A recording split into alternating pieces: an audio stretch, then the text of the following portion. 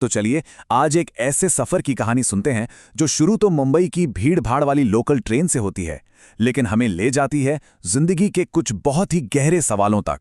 ये कहानी अविनाश भाई की है, पर कहीं ना कहीं ये कहानी हम सबकी भी है। मिलिए अविनाश भाई से।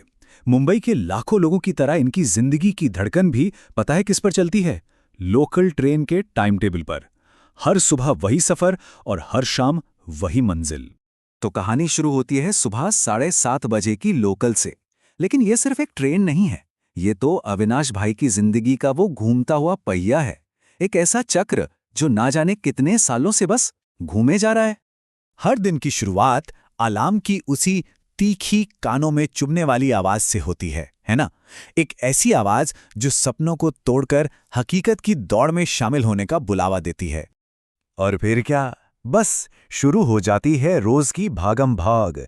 घड़ी की सुइयों से रेस लगती है और 7:30 की वो लोकल पकड़ने की जंग। पहले ट्रेन की धक्का मुक्की, फिर ऑफिस पहुंचकर फाइलों का ढेर और क्लाइंट्स के साथ माथापच्ची। दिन भर की थकान के बाद हाथ में बस यही बचता है। यही है अविनाश भाई की रोज की दुनिया। शाम को चर्चगेट से वही थके हारे घर वापसी का सफर। ट्रेन में या तो मोबाइल पर बेमतलब की रील्स चल रही हैं या फिर किसी के साथ राजनीति पर गर्मागरम बहस। और घर पहुंचकर बस टीवी के सामने सोफे पर ढह जाना, दिन का अंत। और फिर अगली सुबह वही अलार्म और जिंदगी का वही पहिया फिर से घूमने लगता है, एक अंतहीन दोहराव। अविनाश भाई ना खुद को यही समझाते थे। कहते थे, अरे मैं ये सब अपने परिवार के लिए ही तो कर रहा हूं, इसमें गलत क्या है? उनका मानना था कि एक जिम्मेदार इंसान की जिंदगी तो ऐसी ही होती है। लेकिन क्या वाकई जिंदगी सिर्फ इतनी ही है? और फिर एक शाम जिंदगी के इस तय रास्ते पे एक अनचाहा सा लेकिन बहुत जरूरी मोड़ आता है। प्लेटफॉर्म पर एक ऐसी मुलाकात होती है जो अविनाश भाई की सोच की पटरी ही बदल कर रख देती है। हुआ ये कि ट्रेन लेट थी और अविनाश भाई की झुंझुलाहट बढ़ती जा रही थी। उनके फोन पर जोर जोर से कोई कॉमेडी वीडियो चल रहा था और ठीक उनके बगल में एक बुजुर्ग बिल्कुल शांत माला फेर रहे थे।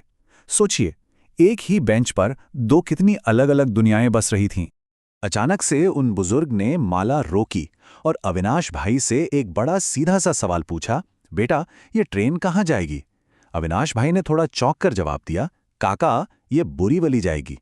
लेकिन इसके बाद जो सवाल आया ना, वो इतना सीधा नहीं था। उन्होंने पूछा, और तुम्हारे जीवन की ट्रेन कहाँ जाएगी? ये कोई सवाल नहीं था, ये तो एक हथौड़ा था जो अविनाश भाई के बनाए हुए जिंदगी के महल पर आकर पड़ा। उनकी सारी भाग दौड़, सारी उपलब्धियां सब एक पल में शीशे की तरह बिखर गईं। वो सवाल सिर्फ एक सवाल नहीं था, वो जिंदगी का हिसाब किताब देखने का एक नया चश्मा था। एक ऐसी बैलेंस शीट जिसमें फ्लैट, गाड़ी और प्रमोशन नहीं गिने जाते, बल्कि कुछ और ही गिना जाता है। अविनाश भाई ने थोड़ा संभल कर अपनी उपलब्धियों की लिस्ट गिनाना शुरू किया। अच्छी नौकरी है, मुंबई में अपना घर है, बच्चे पढ़ रहे हैं। उनके हिसाब से तो जिंदगी की ट्रेन एकदम सही पटरी पर दौड़ रही थी।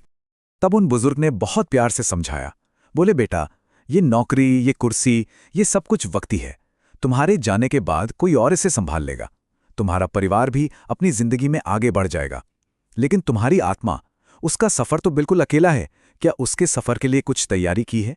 उन्होंने एक बहुत सुंदर उदाहरण दिया। कहा, ये जो हमारा शरीर है ना, ये एक किराए का मकान है और हम पूरी जिंदगी इस मकान को सजाने संवारने में ही निकाल देते हैं। लेकिन ये भूल जाते हैं कि एक दिन ये घर खाली करना है और मकान मालिक यानी भगवान से अपना रिश्ता बनाना ही भूल जाते हैं। बुजुर्ग ने आगे कहा, ये जो समय बेकार की बहसों में और मोबाइल में गवा दिया, जरा सोचो अगर वही समय हरि भजन या आत्मचिंतन में लगाया होता तो आज चेहरे पर यह थकान नहीं बल्कि एक गहरी शांति होती। उस दिन अविनाश भाई को ऐसा लगा जैसे किसी ने उन्हें गहरी नींद से झंझोड़कर जगा दिया हो। उनकी जिंदगी की लय बदलने लगी और बाहर की भागदौड़ के साथ साथ एक भीतरी यात्रा की भी शुरुआत हुई। उन्होंने अपनी पूरी जिंदगी नहीं बदली, नहीं, बस उसमें कुछ छोटे छोटे लेकिन बहुत जरूरी बदलाव किए।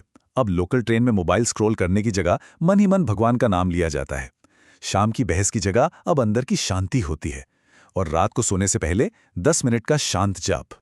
देखिए, सबसे मजेदार बात यह है कि अविनाश भाई ने कुछ छोड़ा नहीं। वो आज भी वही नौकरी करते हैं, उसी परिवार की देखभाल करते हैं, लेकिन अब वो बाहरी जिम्मेदारियों के साथ साथ अपनी आत्मा की जिम्मेदारी भी निभा रहे हैं। उन्होंने अपनी जिंदगी से कुछ घटाया नहीं है, बल्कि उसमें कुछ जोड़ा है। तो इस पूरी कहानी का निचोड़ क्या है? ये जो जीवन का सफर चल रहा है, इसकी असली मंजिल आखिर है क्या? अविनाश भाई को एक बहुत गहरी बात समझ में आई। हम जो भी काम धंधा करते हैं वो सिर्फ इस जीवन को चलाने के लिए है, इसकी जरूरतें पूरी करने के लिए।